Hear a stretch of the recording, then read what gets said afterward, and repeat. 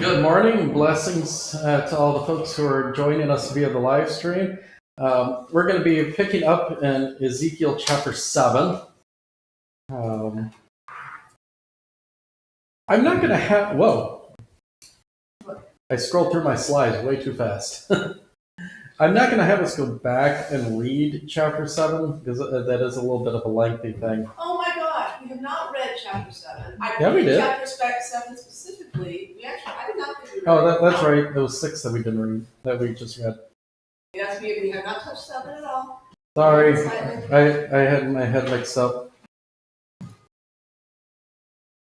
But it is long, but there's all 27 verses.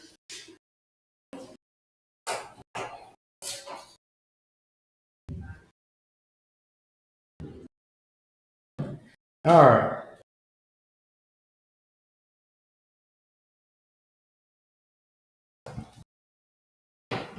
So I take that back. I was messed up. My slides are apparently a little messed up here. You don't have the verses for 7 and 8. Yeah. All right. So we are going to be reading chapter 7. So if I could get us a volunteer to go ahead and... Are we going to go through all 27 verses in a go, just breaking it up into people, or are we going back? We're going to go ahead and break it up. Like breaking up in the sense that we're going to read so much and then we're going to go to the notes. No, in that I don't want one person to have to read the whole thing. One through 9 and then yeah. Okay. Yeah, we'll do 1 through 9 and then we'll do 10 through 13 and so on, Julie. Here's the thing that is true. I don't have paragraph breaks, so those don't mean anything. I was giving you verse numbers. Right, but you said and so on, as if there were a pattern, and the only pattern is that a paragraph breaks, which I do not have. I've got them, so I'll tell you. All right, so if I can get somebody to read 7, 1 through 9 for us. The word of the Lord came to me, and you, O son of man, thus says the Lord God to the land of Israel, an end. The end has come upon the four corners of the land. Now the end is upon you, and I will send my anger upon you. I will judge you according to your ways, and I will punish you for all your abominations. And my eye will not spare you, nor will I have pity, but I will punish you for your ways, while your abominations are in your midst. Then you will know that I am the Lord. Thus says the Lord God, disaster after disaster. Behold, it comes. An end has come. The end has come. It has awakened against you. Behold, it comes. Your doom has come to you. O inhabitant of the land, this time has come. The day is near, a day of tumult, and not a joy, shouting on the mountain. Now I will soon pour out my wrath upon you, and spend my anger against you, and judge you according to your ways, and I will punish you for all your abominations. And my eye will not spare, nor will I have pity.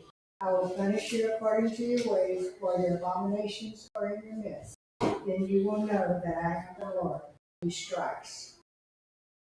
All right. Now if I can get somebody to read 10 through 13. Behold the day, behold, it comes. Your doom has come. The rod has blossomed, pride has budded.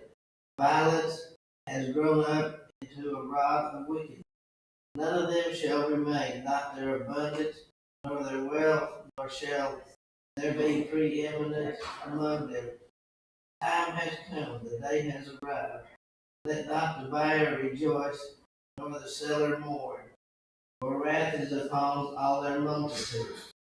For the seller shall not return to what he has sold while they live. For their vision concerns all their multitude. It shall not turn back. Because of his iniquity, none can maintain his life. All right, now 14 through 22. They have blown the trumpet and made everything ready. but none goes to battle, for my wrath is upon all their multitude. The sword is without pestilence, famines are within. He who is in the field dies by the sword, and him who is in the city famine and pestilence devour. And if any survivors escape, they will be on the mountains like doves of the valley, all of their moaning, each one over his iniquity. All hands are feeble, and all knees turn to water. They put on sackcloth, and horror covers them. Shame is on all faces, and baldness on them, on all their heads. They cast their silver into the street, and their gold is like an unclean thing. Their silver and gold are not able to deliver them in the day of the wrath of the Lord. They cannot satisfy their hunger nor fill their stomachs with it. For it was the stumbling block of their iniquity, their beautiful ornament they used for pride, and they made their abominable images and their detestable things of it. Therefore I make it an unclean thing to them, and I will give it into the hands of foreigners for prey, and to the wicked of the earth for spoil, and they shall profane it. I will turn my face from them, and they shall profane my treasured place. Robbers shall enter and profane it. All right.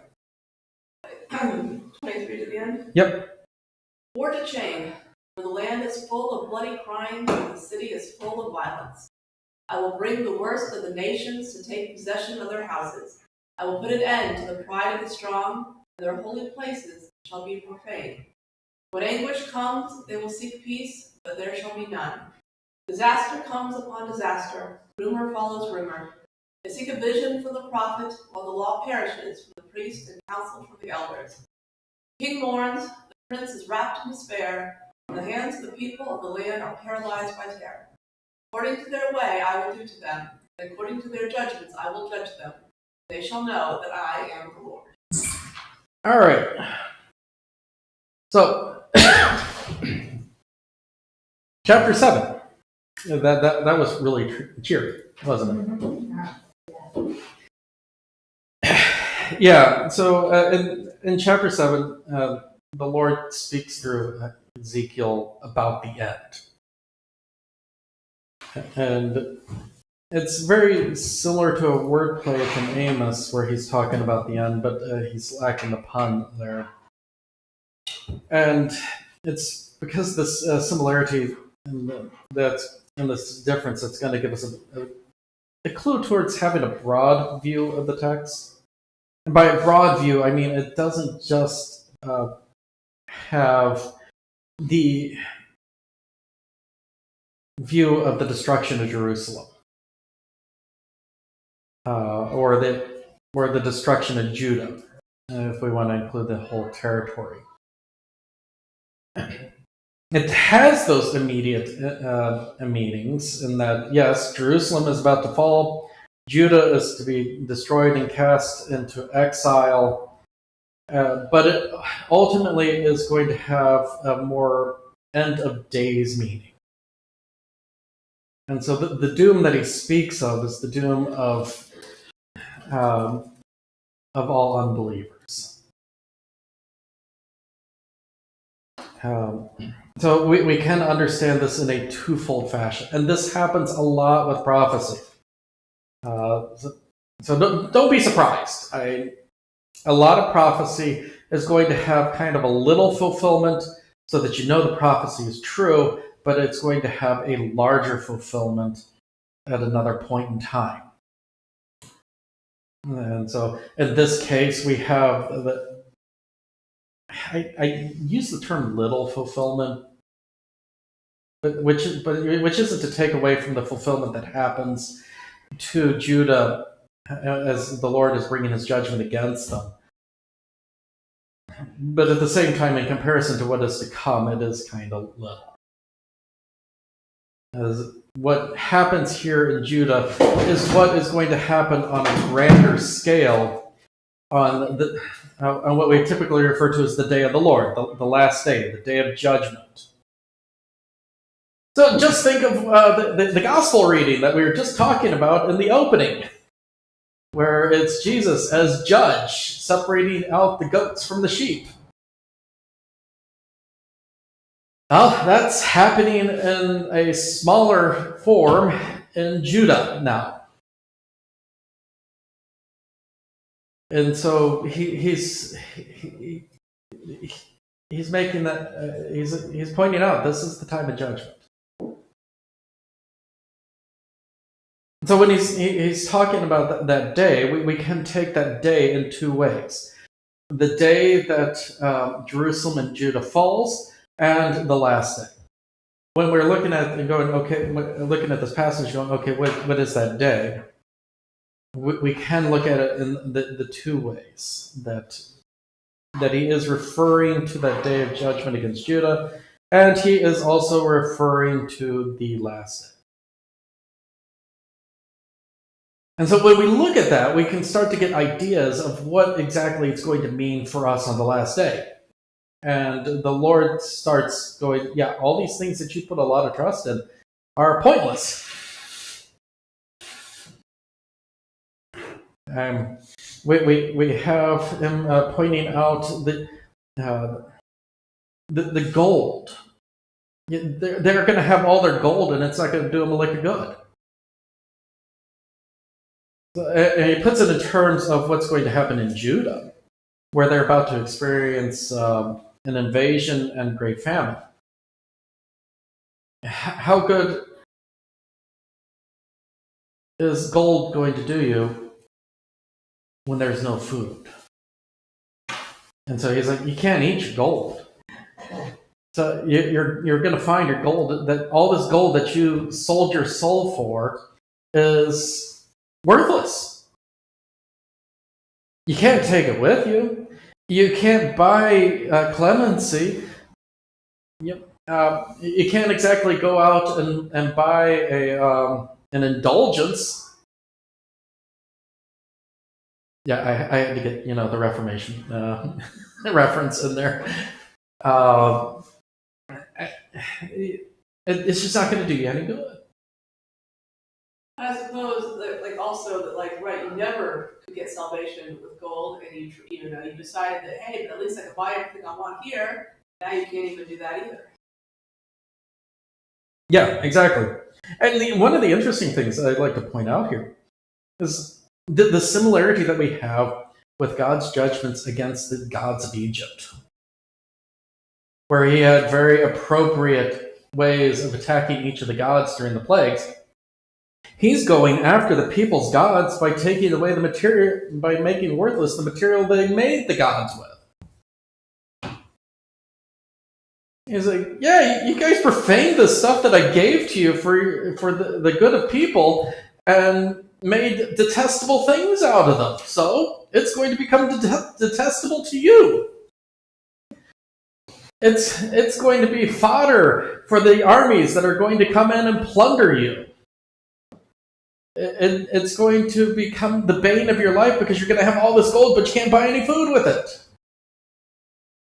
And you can't eat it because, well, despite what we do with Goldschlager, it's not exactly the most edible thing in the world. And our body doesn't have a whole lot of use for gold and a little and silver. So he's like, I would just make things useless for you.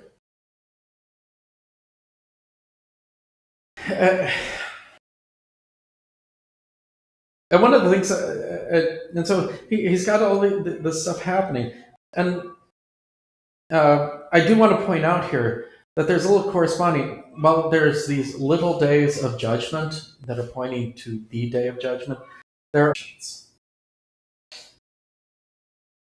are and as I was saying earlier, these largely serve to point out the truth of the prophecy, so that we know that it is true. Because if you recall, I believe it's Deuteronomy where God says, if you want to know if a prophet is a true prophet from the Lord, test his prophecy. If his prophecy comes true, then you know I sent him. And so God is going to follow his own pattern that he established for the people. He's like, look, I'm going to give you prophecies, and then I'm going to show you things so you know it's true. So in this case, it's going to be the judgment against Judah. They're going to be crushed by invading armies. They're going to be sent into exile. People are going to die in famines. People are going to die by the sword. People are going to race into the mountains and be placed into mourning, which is a figurative way of talking about them being sent into exile. And so this chapter, by the way, is going to be something of it's a little bit of a transition. And part of the reason it's a transition is because we're going to move from the physical object lesson prophecies to vision prophecy. And so the prophecy that's going to be coming is going to be building upon what we're hearing about in 7. So in the way that the Lord attacks the pride of the people, where he is naming their crimes and the justice that's going to happen because of their crimes, and so all those different things. And so he's going to just lay waste to things. And you start to see just how widespread it's going to be. Because he starts talking, and the person out in the field is going to die by the sword, and the person in the cities is going to die from disease and famine. And so he's like, look, people are just going to die. And who doesn't die, they're going to be up in the mountains, and they're going to be stripped naked, and they're going to be in sackcloth and wailing and mourning.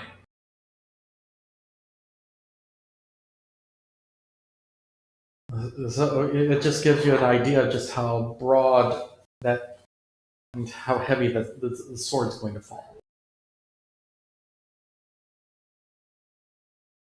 Any questions? Yeah. We go back to last week where I summed it up as "I will destroy you." No, I will break you. There we go. I really should do it in my best Ivan Drago voice, but I'm not that good at impersonations. And if you know who Ivan Drago is, bully for you, as you know Rocky. You know that? He's the Russian boxer in Rocky yeah. 4. Yeah. What's that guy's name? Dolph Lundgren. Yeah. Honestly, it was the best part for Dolph Lundgren because he could not deliver a line for the life of him. All he had to do was look silent and menacing. And he could do that because he was a bodyguard in real life. And he does have some movies, though. Yeah, he does now. And he's not, and he's not dumb either, though they tend to portray him that way. The guy's got a master's in chemical engineering. But anyhow, so yeah, we had God who said, "I will break you," and now he's going to detail exactly how he's going to do it. But before we move on to chapter 8, any questions on chapter 7?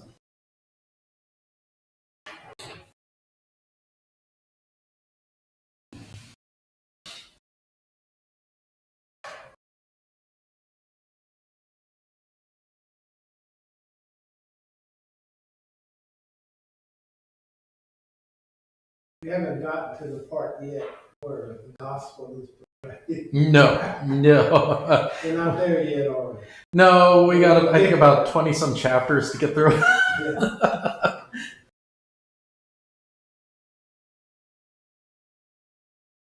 Yeah, we got a ways to go before we start hearing some gospel. So we're right now, abomination 2 in the temple. Oh yeah. Is that related to the abomination of desolation?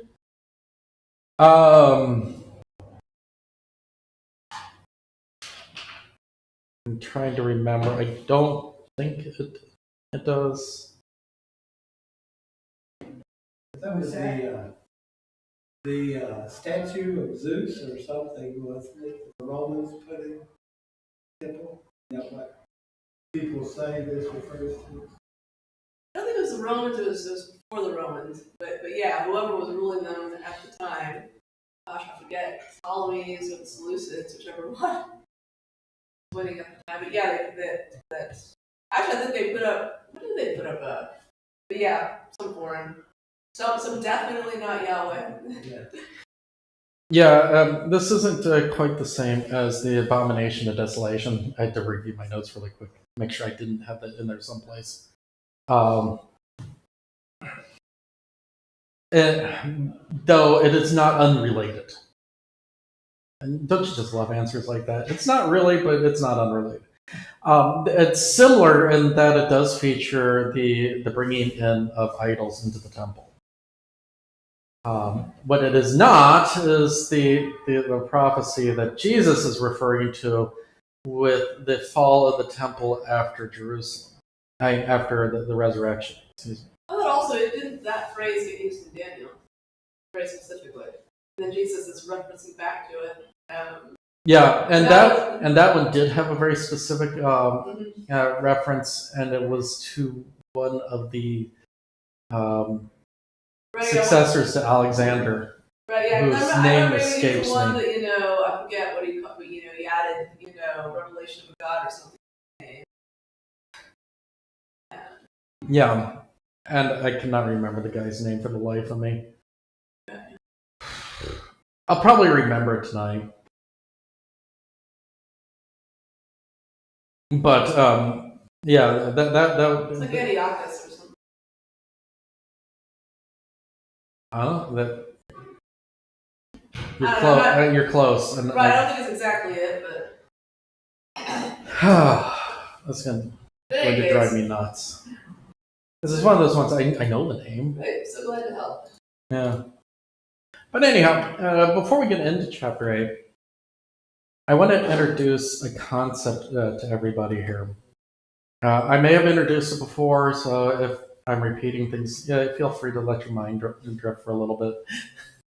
But what I'm going to introduce here is the idea of a chiasm. It was Antiochus the Fourth Epiphanes. Okay. So a chiasm is a way of structuring your written thoughts. It's a common thing that is used in Hebrew poetry. The name is actually based on the Greek letter chi. You'll probably be familiar with chi as it shows up in Christian symbols. When we transliterate it into English, the letter chi is transliterated to ch. And you might have an idea of what word starts with the letters ch that would be important to Christians. I was thinking our pyramids, the white banner, got the Cairo symbol. Yep. Yeah, the longer one is Cairo, and rho is typically transliterated into the letter R. So CHR, now we're getting a little closer, Christ. Oh, by the way, and this is going to be a little bit of a rabbit trail soapbox moment. That is what Xmas is coming from. It is not coming from the unknown mass. It is not based in English math. It's not based in math literacy. It is based on Greek. And Christians have been using the letter chi as an abbreviation for Christ for centuries before people started shortening Christ Mass to Xmas. So I am here to recover Xmas from the atheist.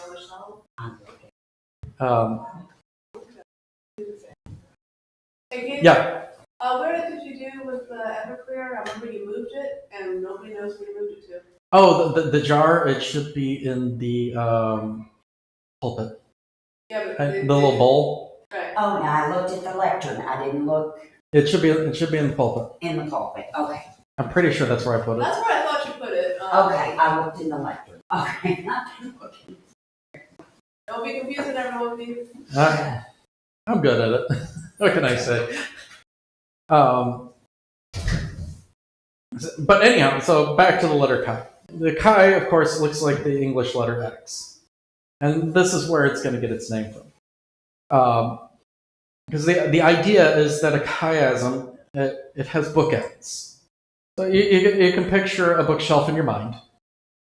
And on a bookshelf, if you don't have it going from end to end, you've got little ends that hold the books up. Well, that's what these bookends are. They're going to hold up the idea.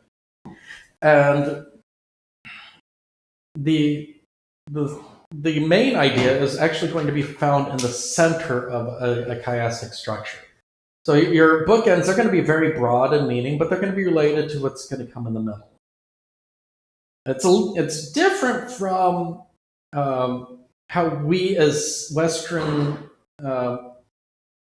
trained people think in a logical progression. Honestly, that is not that far from everybody's favorite 5-paragraph essay structure. But I mean, a little different because you're not moving all the way to the center, but if you just think about how you're doing the introduction and the conclusion, that's the same thing. The old funnel, start broad, get down to your thesis, then you have all those details. So that's very different. But then back to the conclusion, starting specific and moving out, it's not that far. Yeah,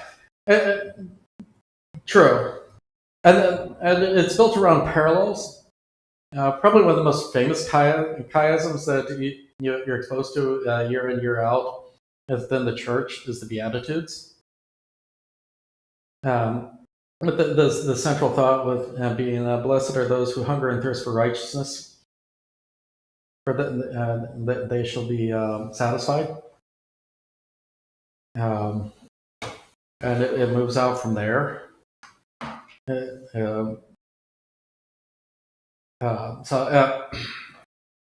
But here we're going to have an example of a chiasm appearing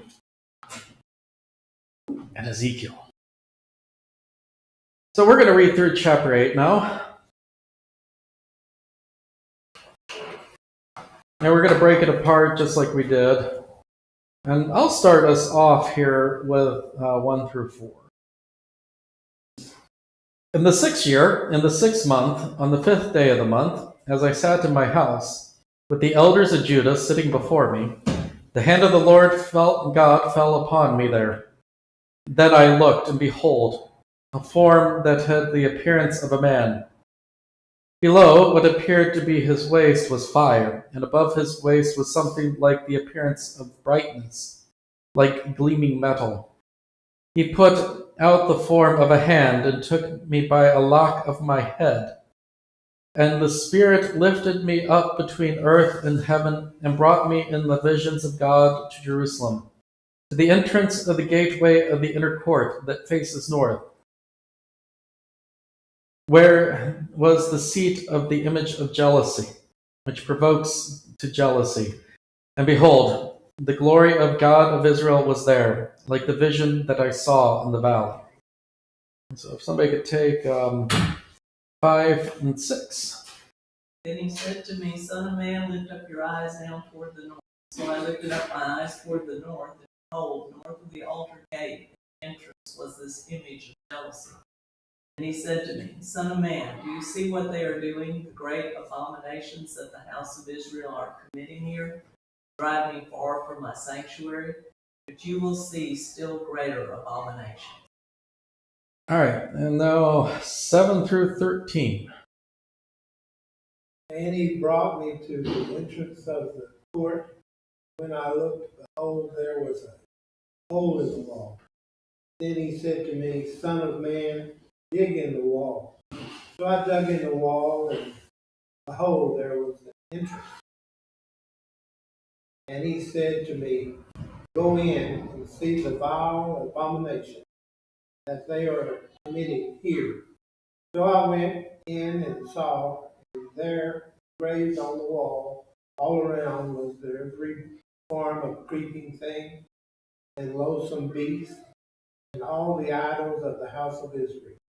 And before them stood several men of the elders of the house of Israel, with Jezaniah, the son of Shaphat, standing among them. Each had his censer in his hand, and the smoke of the cloud of incense went up. Then he said to me, Son of man, have you seen what the elders of the house of Israel are doing in the dark, even in this room of pictures? For they say, the Lord does not see us. The Lord has spoken, has forsaken the land. He said also to me, you will see still greater abominations than they commit. All right, somebody read 14 to the end. Then he brought me to the entrance of the north gate of the house of the Lord. And behold, there sat women weeping for Tammuz. Then he said to me, Have you seen this, O son of man? You will see still greater abominations than these. And he brought me into the inner court of the house of the Lord. And behold, at the entrance of the temple of the Lord, between the porch and the altar, were about 25 men with their backs to the temple of the Lord and their faces towards the east, worshiping the sun towards the east. Then he said to me, Have you seen this, O son of man? Is it too light a thing for the house of the Jew to commit the abomination that they commit here, that they should fill the land with violence and provoke me to still further to anger? Behold, they put the branch to their nose. Therefore I will act in wrath. My eye will not spare, nor will I have pity. And though they cry in my ears with a loud voice, I will not hear them. All right. So now we can take a look at our chiasm here.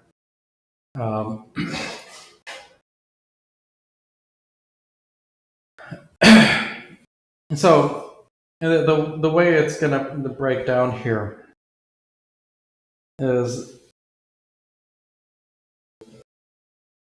oh yeah, I forgot, this chiasm extends over several chapters. Oops. Giving us a little bit. Yeah, what?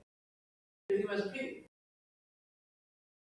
Yeah, so we're at the beginning of the chiasm. And so we have the introduction, the context of the vision. We have the divine man appearing and the Spirit taking Ezekiel to Jerusalem. Care to guess who the divine man is?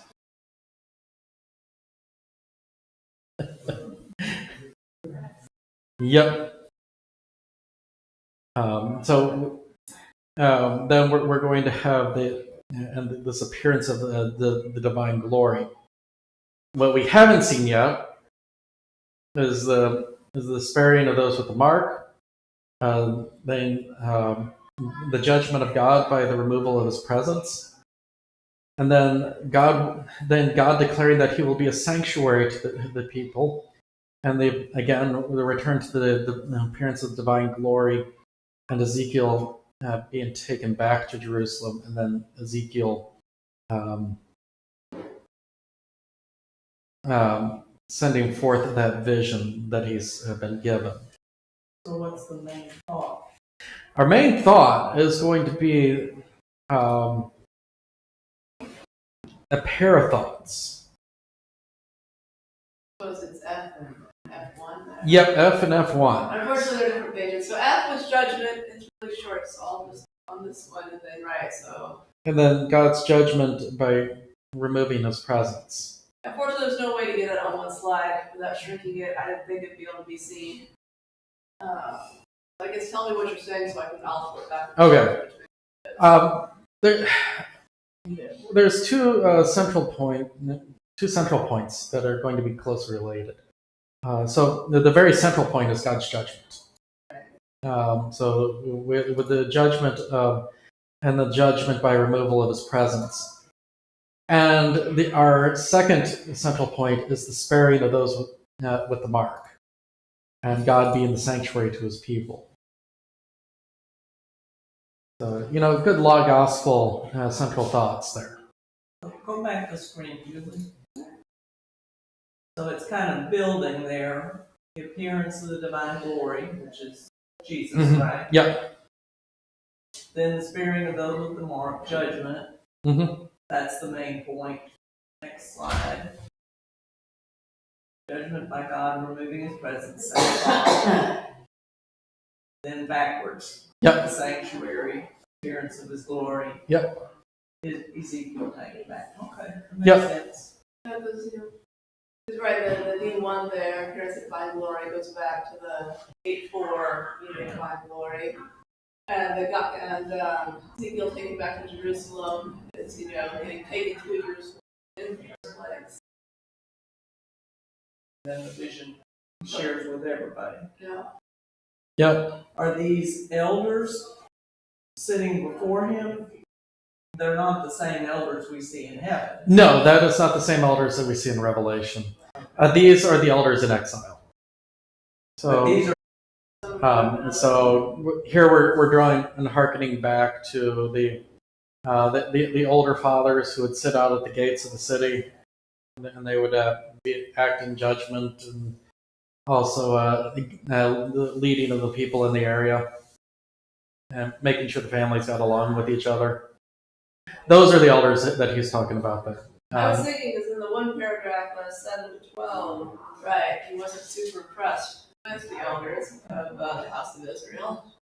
Yeah, and as we're reading through 8, we get to see false elders, as he names them, and showing up in the temple, doing despicable things in the dark.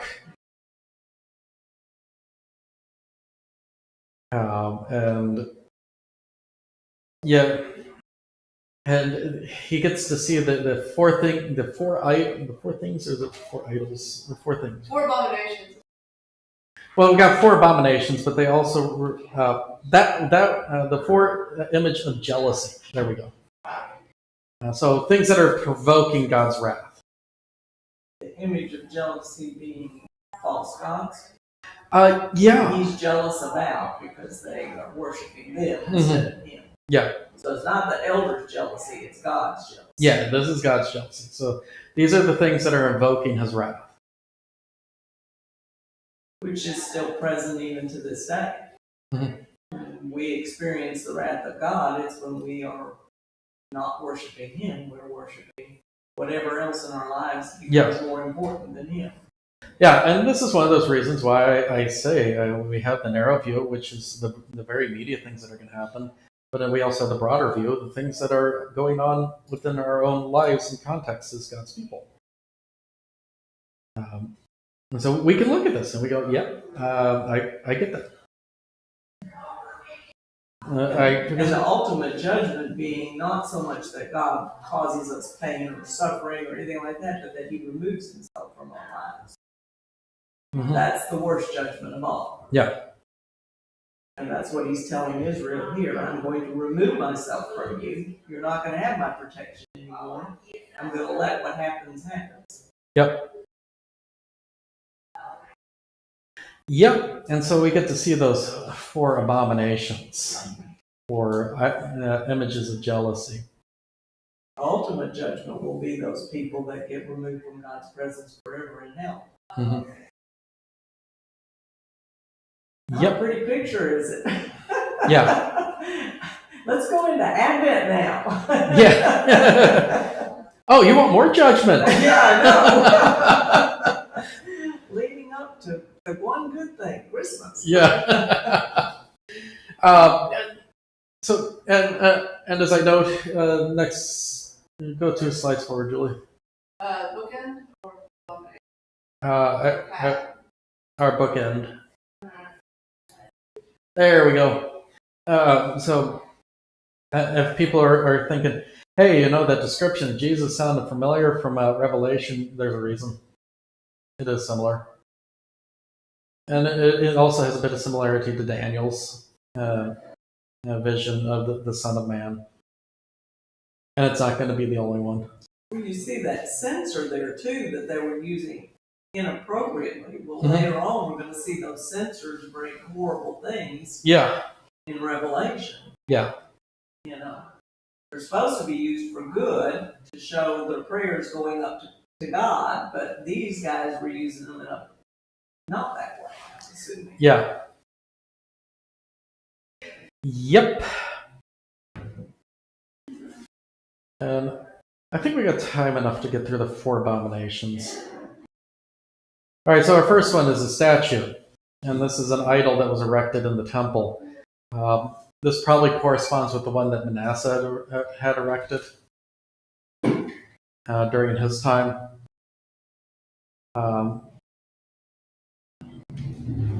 The kings of Israel, on a semi-regular basis, seem to want to do these things. And then the engraved images. Yeah, this is one of those places where your English translation has been prettied up a bit. As the Hebrew here has a colorful metaphor describing them as fecal images.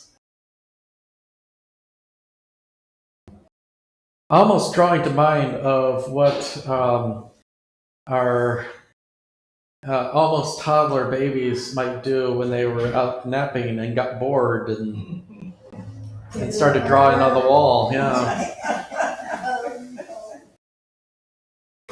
But it's I also. did not experience that with my own, but I did with my grandchildren.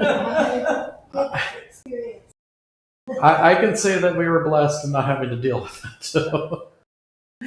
Oh, but I have heard the stories. Yeah.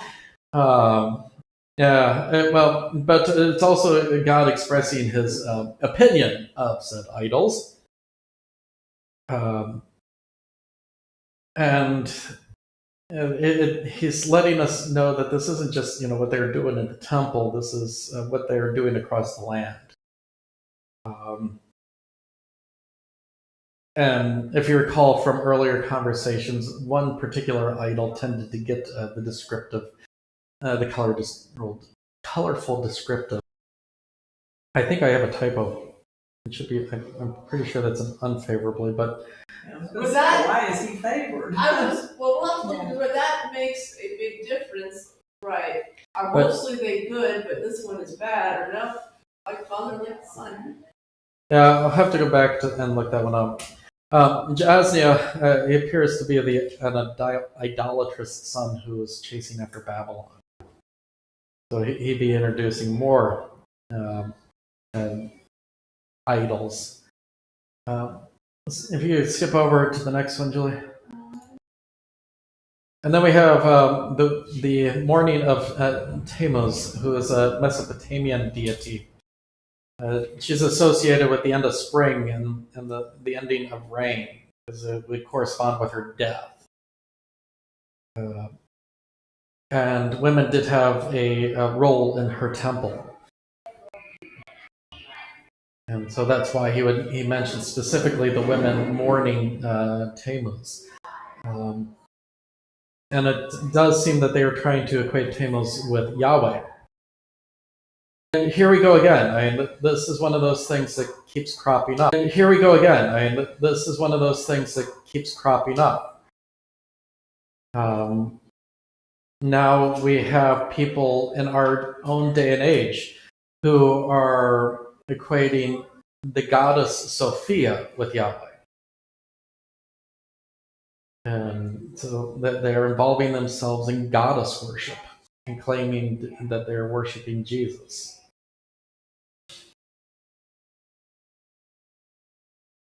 I still have not figured out. Well, I think I've probably figured it out now, but when I first came across them, I was like, how are they still in the ELCA? I'm over here with, you don't even understand how big an outcry it would be if they kicked him out. There's one thing they don't want to do. Well, now they practically run the ELCA, so It just keeps getting worse. All right, and then we have sun worship. This one's gonna be particularly irksome to God because sun worship is associated with Egypt, and Egypt is associated with slavery. What did God do to the people in relation to Egypt? He brought them out of Egypt. And so these practices are what are going on that God is condemning. And he goes, and a stick to their nose. That is a weird phrase. But if you want to put it in a context that you can understand, it's the equivalent of giving somebody the bird. You know, the old one-fingered salute. I wondered why it said Frank. Yeah. I was like, what in the world? I'm sure glad Hum will explain that one. Yeah. But yeah, it's an insulting gesture. And probably related to the fact that the Hebrew phrase for anger is a burning nose. In the American context, well, that would be giving somebody the middle finger. I'm telling you what you can go do with yourself. God doesn't take kindly to that. Unsurprising, huh? We don't tend to take kindly to people doing that to us. Especially when they do it in response to us having done good and gracious things to them. Or for them. So is he saying that they're doing that to him? Yeah, that he is saying, look, they're giving me the finger. And they're going to learn what it means to give me the finger. Well, it's quite plain in verse 18. I will act in wrath. My eye will not spare, nor will I have pity. And though they cry in my ears with a loud voice, I will not hear them. Yeah. That's pretty definite. You can cry, you can scream, you can beg. You can throw a fit and act like it. And I'm not going to listen. Yep. You brought it on yourself. Yep. Deal. Yep. And on that glorious note, we're going to wrap up because we're over time now. Let's close with the Lord's Prayer. Let's pray. Our Father, who art in heaven, hallowed be thy name. Thy kingdom come, thy will be done, on earth as it is in heaven. And give us this day our daily bread, and forgive us our trespasses, as we forgive those who trespass against us. And lead us not into temptation, but deliver us from evil. For thine is the kingdom, and the power, and the glory, forever and ever. Amen. All right. Share.